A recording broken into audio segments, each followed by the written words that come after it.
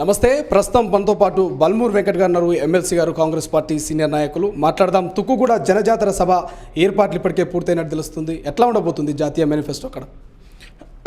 ఏదైతే సంబంధించి రాహుల్ గాంధీ గారు కాశ్మీర్ టు కన్యాకుమారి ఏదైతే పాదయాత్ర చేపట్టారో, కన్యాకుమారి టు కాశ్మీర్, దానితో పాటు ఏదైతే మణిపూర్కి వెళ్ళి బాంబే వరకు ఏదైతే వారు చేసిన వారి యొక్క భారత్ జోడో న్యాయయాత్రలో ఏదైతే సంబంధించి ప్రజల దగ్గరికి వెళ్ళి తెలుసుకున్న సమస్యలు కానీ, ఏ సమస్యల్ని పరిష్కరించాలని చెప్పి వాటి ఇష్యూస్ పైన కానివ్వండి ఏవైతే ఉన్నాయో అవన్నింటినీ కూడా ఈ యొక్క మేనిఫెస్టోలో చేర్చడం జరుగుతుంది. ఇవాళ రిలీజ్ చేసిన మేనిఫెస్టోతో పాటు తెలంగాణ రాష్ట్రానికి ఏదైతే విభజన సమయంలో ఇస్తాన్న సంబంధించి హామీలు ఏవైతే అమలు చేయలేదో ఆ సంబంధించిన వాటిపైన కూడా తెలంగాణకి ప్రత్యేకంగా ఈ యొక్క మేనిఫెస్టోలో చేర్చి ఇవన్నీ అంశాలని కూడా జోడీకరించి ఇవన్నీ అంశాలతో పాటు రేపు తెలంగాణలో సంబంధించి జనజాతర సభలో మేనిఫెస్టో అనేది గౌరవ ముఖ్యమంత్రి గారు అదేవిధంగా సంబంధించి మంత్రులందరి సమక్షంలో రిలీజ్ చేయడం జరుగుతుంది. 10 లక్షల మంది జన సమీకరణ అంటున్నారు. సాధ్యమవుతుందా? గతంలో అదే సభ మీకు 64 సీట్లను తీసుకొచ్చి పెట్టింది. ఈసారి పార్లమెంట్ ఎన్నికల్లో ఆ సెంటిమెంట్ రిపీట్ అవుతుందా?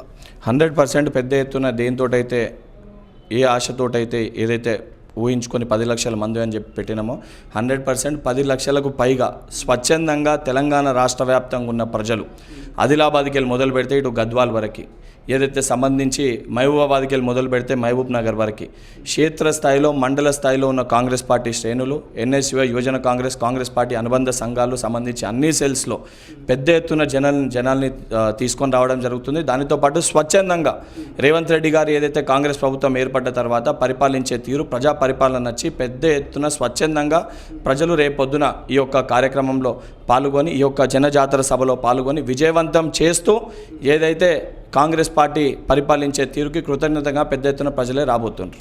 ముఖ్యంగా ఇటు బీజేపీకి సంబంధించిన రాష్ట్ర అధ్యక్షులు కిషన్ రెడ్డి అంటున్నాడు, పార్టీ ఫిరాయింపులకు ఎక్కువగా పాల్పడుతున్నారు రేవంత్ రెడ్డి అంటున్నారు. ఎట్లా చూడవచ్చు?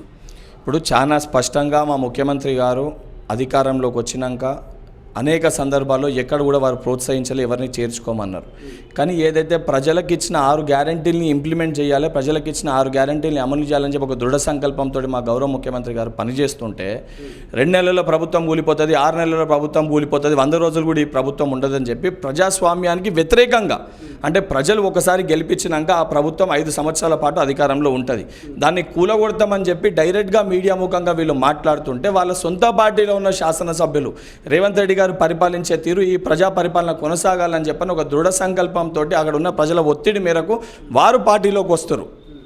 గతంలో వారు చేసినట్టు ఎక్కడ కూడా మేము సంబంధించి ఎమ్మెల్యేని భయపెట్టో, భయభ్రాంతులకు గురి చేసో, బెదిరించో మా పార్టీలో చేర్చుకునే ప్రయత్నం చేస్తలేము. స్వచ్ఛందంగా వాళ్ళే రావాలనుకుంటారు. రావాలనుకున్న ఏదైతే రేవంత్ రెడ్డి గారు ప్రజా పరిపాలన ఇదే రకంగా ఏదైతే ప్రజలకి మేలు జరిగే విధంగా 5 సంవత్సరాలు ఈ యొక్క పరిపాలన కొనసాగాలని చెప్పి వారు వస్తుండ్రు. వచ్చే వాళ్ళని సంబంధించి అక్కడ ఉన్న ప్రజల ఒత్తిడి మేరకు వారు వస్తారు కాబట్టి సంబంధించి పార్టీ వారిని జాయిన్ చేసుకోవడం జరుగుతుంది. ఈ ఫోన్ ట్యాపింగ్ విషయంలో ఎట్లా చూడవచ్చు? సిబిఐకి అప్పగించాలంటారు బీజేపీ నాయకులు, మీ నాయకులేమో సుమోటోగా తీసుకోవాలి కేంద్రం అంటున్నారు. అసలు మాకు ఎటువంటి సంబంధం లేదంటేమో ప్రతిపక్ష నేతలు కేటీఆర్ అంటున్నారు. అసలు ఏం జరుగుతుంది? ఫోన్ ట్యాపింగ్ వ్యవహారం కేవలం కాంగ్రెస్ పార్టీ శ్రేణులకు, కాంగ్రెస్ పార్టీ నాయకులకు సంబంధించింది కాదు. ఈ ఫోన్ ట్యాపింగ్ వ్యవహారం అనేది ప్రతి ఒక్క వ్యక్తి స్వేచ్ఛని, అంటే ఇద్దరు వ్యక్తుల మధ్యలో ఉండే ఒక స్వేచ్ఛని వాళ్ళ రాజకీయ లబ్ధి కోసం వాడుకుంది బీఆర్ఎస్ పార్టీ. అది చాలా స్పష్టంగా రుజువైంది. అది కేవలం రాజకీయ నాయకులు కాదు, ఫిలిం ఇండస్ట్రీకి సంబంధించిన వాళ్ళు కానివ్వండి, జర్నలిస్టులు కానివ్వండి, ఏదైతే మీడియా మిత్రులపైన కానివ్వండి, జడ్జిలపైన కానివ్వండి, జ్యుడిషియల్ పైన అందరిపైన కూడా చేయడం జరిగింది. సో దీనికి సంబంధించి ఈ రకమైన ఈ యొక్క వ్యక్తి ఈ యొక్క చర్యలు, ఈ యొక్క చేష్టలు తప్పు అని భావించి దానిపైన సంబంధించి ఎంక్వైరీ జరుగుతుంది. దానికి సంబంధించి ఏదైతే సంబంధించి న్యాయపరంగా ఉంది కాబట్టి, కోర్టులో ఉంది కాబట్టి ఎంక్వైరీ జరుగుతుంది కాబట్టి అన్ని ఎవిడెన్స్ ప్రకారం బయటపడతాయి. జడ్జిల ఫోన్లు కూడా ట్యాప్ అయినాయి అనేది అంటే తెర మీదకి వచ్చింది. కనీసం జడ్జిలను కూడా వదిలినటువంటి పరిస్థితి. నిజంగా ఇది ఒక లిక్కర్ స్కామ్ లెక్క, ఒక ఎపిసోడ్ లెక్క ఒక 3-4 ఏళ్ళు నడుస్తుందా, లేకపోతే విచారణ పూర్తి స్థాయిలో తొందరనే అయిపోయే అవకాశం ఉందంటారు? అంటే పోలీస్ ఎంక్వైరీ ఏముందో దాని ప్రకారం జరుగుతుంది. పోలీస్ ఎంక్వైరీ కంప్లీట్ అయినాక ఎవరున్నారో, దొంగలు ఎవరు దొంగతనం చేసిన బయటపడడానికి దీనిపైన కంప్లీట్ స్పష్టత వస్తుంది.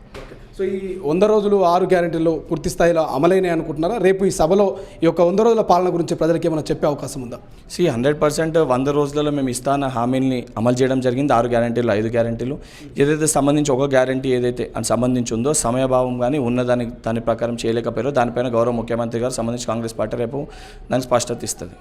సో అంతర్గతంగా కాంగ్రెస్ పార్టీలో అధికారంలోకి వచ్చినాక ఏమైనా గొడవలు తలెత్తున్నాయి, లేకపోతే కలిసికట్టుగానే పోతున్నారు? 100% కాంగ్రెస్ పార్టీ మేమంతా కుటుంబ సభ్యులు లెక్క ఉన్నాము.